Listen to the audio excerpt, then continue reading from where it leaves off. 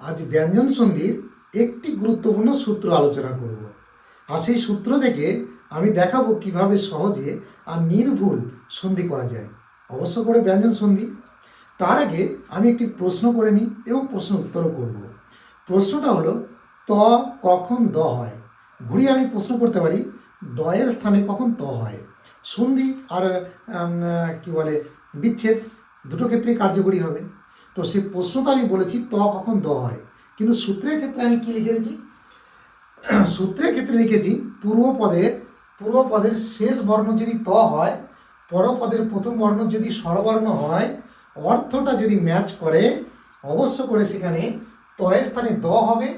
আর এই স্বরবর্ণটা তয় যে দ হবে সে দয়ের সঙ্গে মিশে যাবে। আবার বলি, পূর্বপদের শেষে যদি ত হয়, পরপদের প্রথম বর্ণ যদি স্বরবর্ণ হয়, তাহলে তটা পরিবর্তন হয়ে দ হয়ে যাবে। আর যদি এই স্বরবর্ণ থাকে, তাহলে এই স্বরবর্ণটা দয়ের সাথে মিশে যাবে। স্বরবর্ণ মিশে গেলে তাহলে হসন্ত বসবে না, আর না মিশে গেলে সেটা হসন্ত হবে। তো যাই হোক, আমি কিছু উদাহরণ লিখেছি। আবার বলি, তয়ের পরে যদি স্বরবর্ণ থাকে, অবশ্য করে অর্থ ম্যাচ করলে ত সবসময় দ হবে। আর স্বরবর্ণ যদি দয়ের সাথে মিশে যায়, তাহলে সেটা হর্ষ চিহ্ন বসবে না। আর যদি না মিশে যায়, শুধু ব্যঞ্জন থাকে, তাহলে কিন্তু হর্ষ চিহ্ন বসবে। যাই হোক, আমি কয়েকটি উদাহরণ লিখেছি।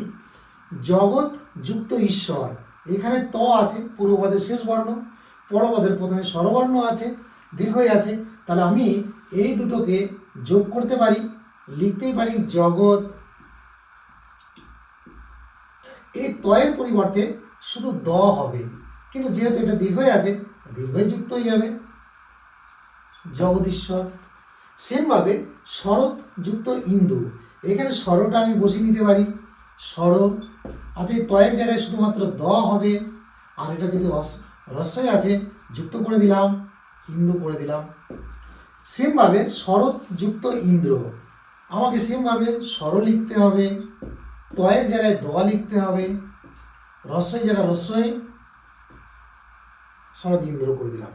আবার যুক্ত আলোক লেখা আছে, কোনো অসুবিধা নেই, এখানে তরি যুক্ত থাকবে, তরি থাকবে। এই তো আর আ যেহেতু আছে, শুধু দ বসে যাবে। যেহেতু এটা আ আছে, আঁকা বসে যাবে, লোক যুক্ত হয়ে গেল, তাহলে তরিদালোক। সেমভাবে পশ্চাৎ যুক্ত আগত আছে, তাহলে আমি এখানে পশ্চাৎ লিখতে পারি।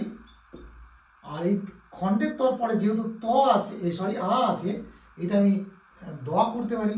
এই আটাকে আমি বসিয়ে দেব, গত, পশ্চাদাগত। সেমভাবে সৎ যুক্ত আশয় আছে, দন্তস্ব বসাবো। তয়ের পরে যেহেতু আ আছে, সদা লিখবো, আশয় লিখবো, সদাশয়। এমনভাবে আমরা করতে পারি শরৎযুক্ত অঙ্গন, অর্থাৎ স্বর লিখতে পারি।